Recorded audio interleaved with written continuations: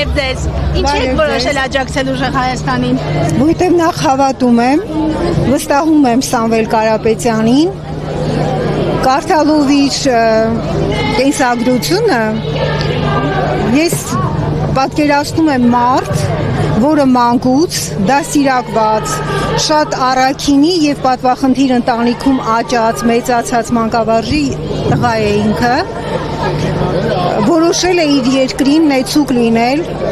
իր երկրի համար բարեփոխություններ անել եւ ի վերջո փրկել է այս երկիրը։ Փաշինյանը շատ վատ է իր մասին խոսում, վատ բառերով է խոսում, ասում է կսատկացնեմ, կկզացնեմ, ասում է ինձ մանդատ տվեք, որ պատերազմի եռագլուխ կուսակցության վերջին գլուխներն էլ կտրեմ։ Հա։ Ես գիտեք ինչ կասեի, երբևիցե այդպիսի խոսույթ չի եղել։ Մենք ոչ մի ղեկավարից նման բաներ չենք լսել, նախ պետք է մի փոքր կոռեկտ լինել, որովհետև ինքը խոսում է այն մարդու մասին, որը եւ կիրթ է, եւ զարգացած է, եւ հարուստ է, եւ իր երկրի ամենամեծ նվիրյալներից մեկն է։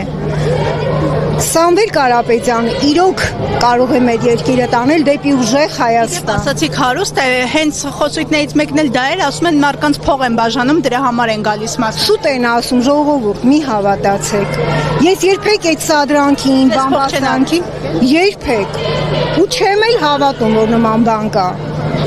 Մանավանդ այս վերջի օրերի իրադարձությունները, որ տեսնում եմ, ես ուղղակի հասկանում եմ, շալվարել են տալիս, օրինակ մի ձայնագրություն տարածվեց, գաղտնալսում տարածվեց, որում ասվում էր, որ շալվար եմ առել վաղվա հանրահավաքի համար։ Ինձ ոչ մեկը նման բաներ չի առաջարկել եւ ես շատ մեծ շրջապատ ունեմ, ոչ մեկին նման բան չեն ասել։ Դուք հիշում եք Չարենցի գլուխը ինչի կերան, որ իր ակրոստիկոսում գրել էր հայ ժողովուրդ, քո փրկությունը քո հավաքական ուժի մեջ է։ Այսօր Սամվել Կարապետյանը մեզ հավաքում է, մեզ դարձնում է միասնակ։ Աստվածաշնչյան առակը հիշում եք, երբ որ հայրը տղային տալիս այն մի խուրձ շիվը, ասում է կոտրեք, չեն կարողանում կոտրել, բայց երբ մասնատում են, հատ շիվերը շատ հեշտ են կոտրում։